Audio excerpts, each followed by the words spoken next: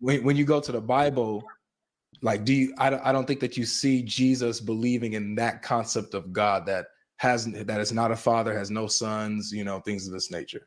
I think it's a little different. Does he not? Where in the Bible does Jesus supplicate to the Holy Spirit? Does he call up to the Holy Spirit? Well, it's not necessarily we see him supplicating to the Holy Spirit, but there is a communication there. Okay, so who does he supplicate when he goes to the mountain of Gethsemane? For example, when he prostrates, or when he's on the cross.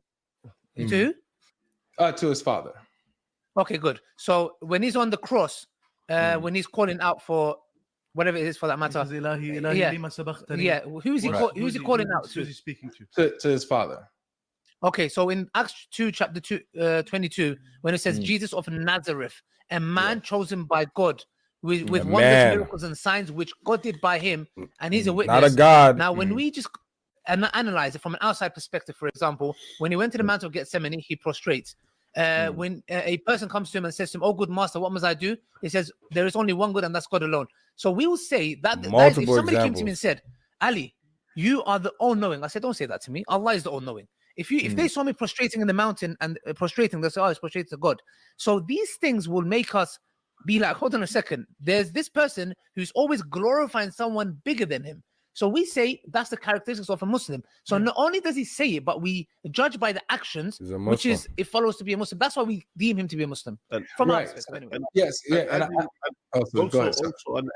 Also, adding to this, since you said he's Israelite, he is a Jew. The Jews believe in the one God, for example. At that time, they believe this God is not similar to his creation. God is not a flesh, according to the Old Testament. God is not a flesh. God is not a body, etc. And then suddenly, that you're making God into a flesh, and then suddenly, all of these things, And actually, there is another problem in the Bible, which is when Jesus said, "The only true God is the Father." What does he mean by this?